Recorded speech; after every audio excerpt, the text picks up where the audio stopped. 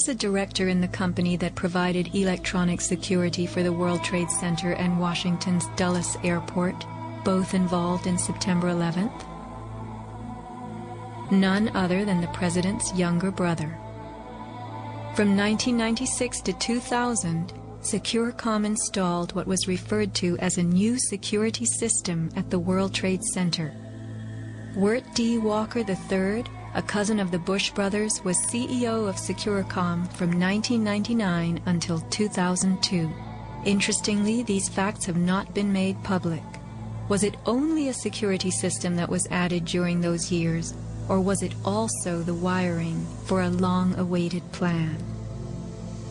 Scott Forbes, an IT specialist in a firm that had leased space in the South Tower since its erection, reported an unprecedented power down in his building for almost the whole weekend prior to 9/11.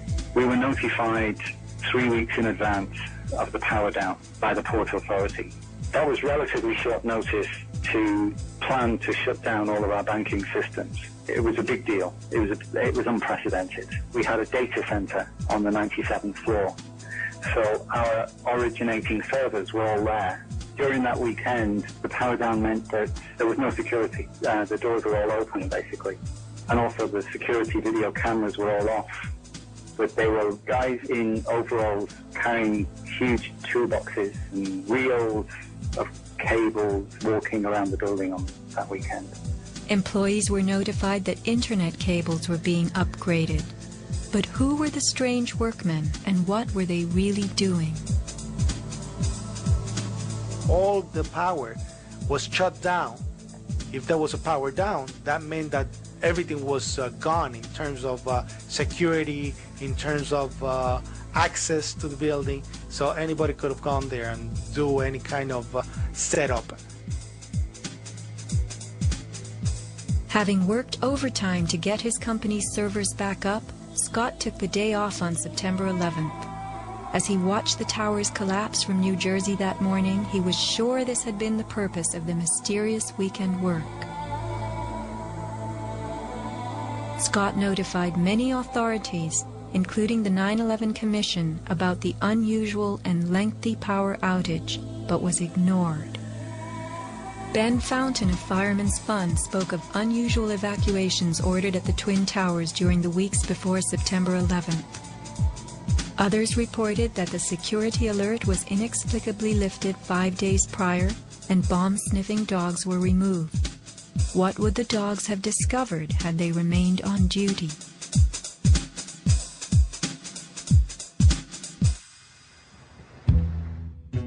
Although they were idolized as cathedral-like symbols of power and triumph that pierced the New York skyline, the Twin Towers were big money losers for the Port Authority of New York.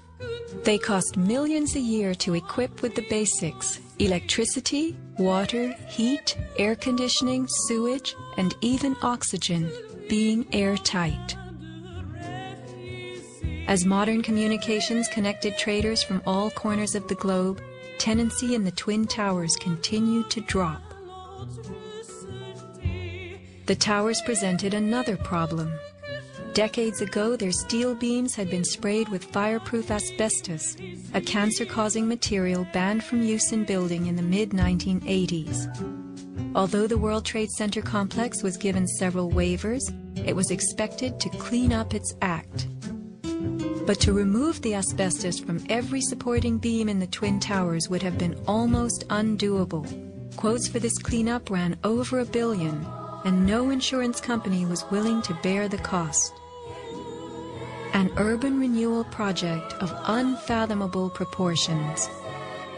Given the tower's issues and problems, September 11th proved an unexpected bonanza.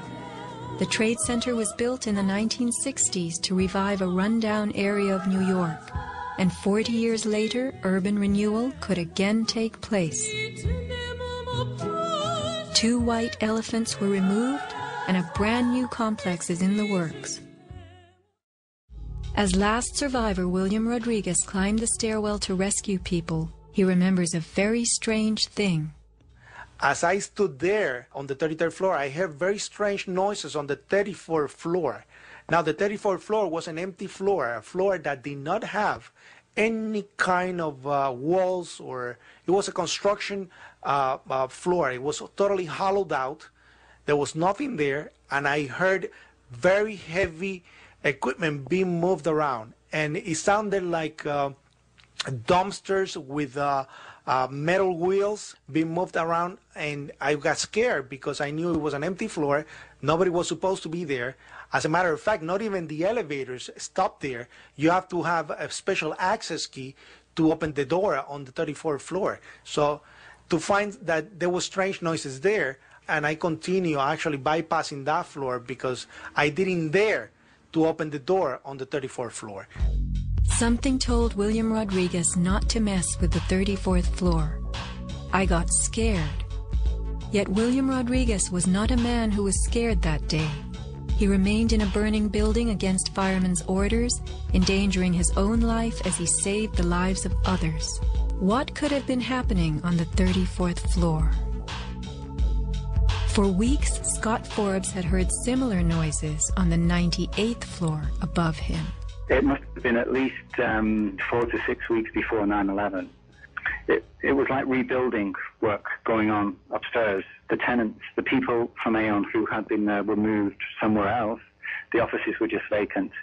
And there was a lot of heavy machinery building work going on. It was almost like pneumatic drills and lots of hammering, so much so that the floors were shaking. That's how noticeable it was. It was almost as if something heavy was being moved and then it was being taken off wheels, and it was like boom. Our floor underneath literally shook. You could feel the weight above you. That was how large it was. On one occasion, I opened a door to see what was going on, being nosy. When I opened the door, the whole office space was empty. There was nothing there at all. It was quite bizarre because it was just empty. Completely empty, barren, nothing, zero. Not even cables hanging from the ceiling, but there'd been these heavy noises and vibrations up above. It was really strange.